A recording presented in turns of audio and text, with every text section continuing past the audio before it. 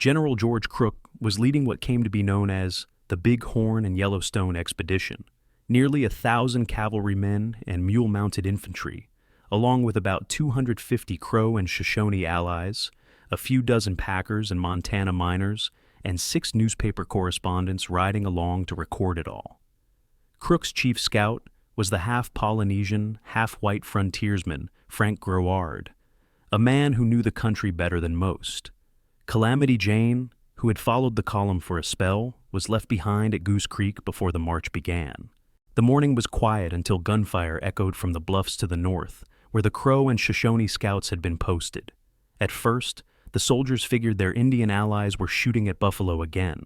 Just the day before, the scouts had stampeded a herd and opened fire, despite Crook's strict orders to keep silent. But soon the firing grew heavy. Crows came riding hard through camp, shouting, "Heap Sioux! Heap Sioux!" The warning was clear. The enemy was upon them. Outnumbered, the Crow and Shoshone scouts fell back toward Crook's main force. Crook wasted no time. He ordered his men to seize the high ground north and south of Rosebud Creek. Captain Frederick Van Vliet of the 3rd Cavalry was sent to the southern bluffs to guard against a flanking move, while Major Alex Chambers and Captain Henry E. Noyes were told to form a dismounted skirmish line and move forward toward the enemy. To the north, Crook ordered Captain Anson Mills and his troopers to charge the Lakota lines. Mills led his men up the ridge, driving the Sioux back in confusion. When they regrouped on another rise, Mills pressed again, forcing them even farther north.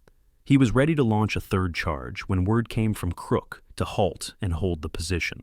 Meanwhile, Crook advanced with Chambers and Noyes up a long ridge that the soldiers called Camelback, setting up his headquarters there. From that vantage point, he sent 3 infantry companies farther west to secure another rise and prepare for what might come next. The Lakota and Cheyenne warriors, after falling back, kept up a steady long-range fire and harassed the flanks with small bands darting in and out.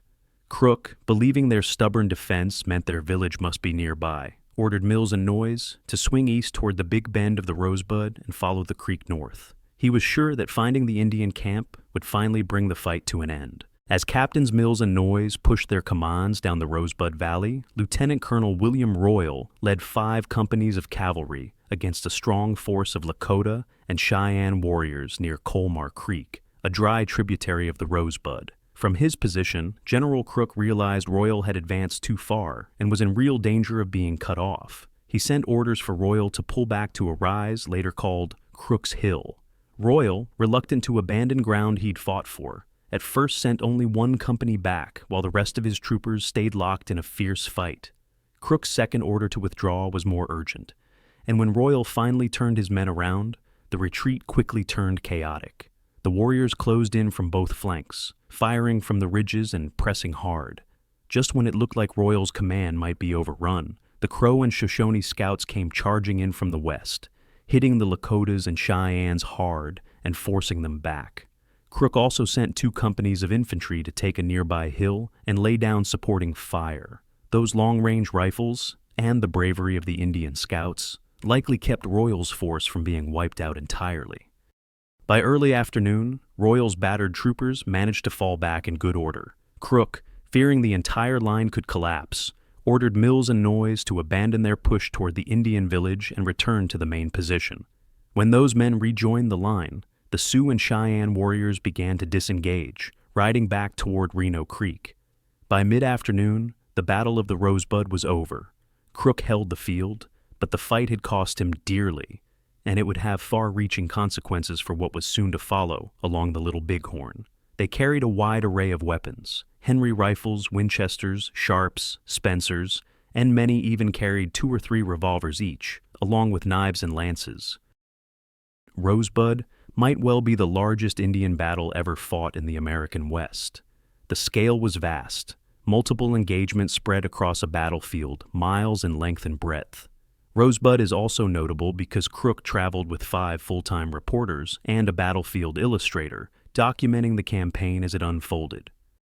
On June 14th, some 175 Crow and 86 Shoshone scouts joined Crook under his scout Frank Grouard.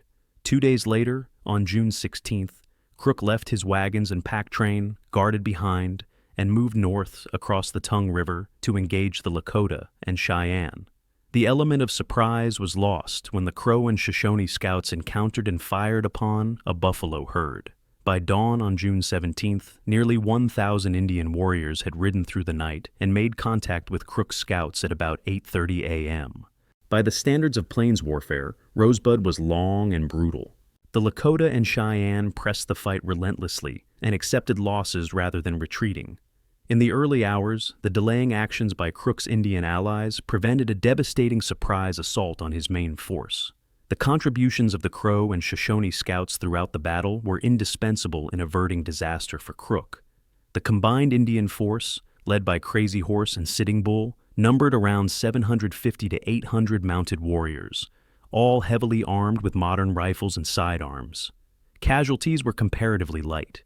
Crook officially reported 10 killed and 21 wounded, though his aide, Lieutenant John Bourke, later noted that 4 of the wounded later died, placing total casualties at 57. Crazy Horse himself claimed that the Lakota and Cheyenne lost 36 killed and 63 wounded. On June 21st, Crook's battered column made its way back to Goose Creek, transporting the wounded on travois. From there, the injured were sent to Fort Fetterman for medical care. The Crow and Shoshone scouts parted ways, promising to return at a later date.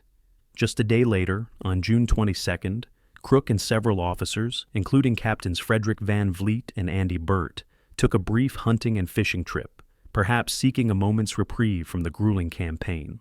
Only 8 days after the Battle of the Rosebud, Lieutenant Colonel George Armstrong Custer led 8 companies of the 7th Cavalry against Sitting Bull's village on the Little Bighorn River. His command was completely destroyed.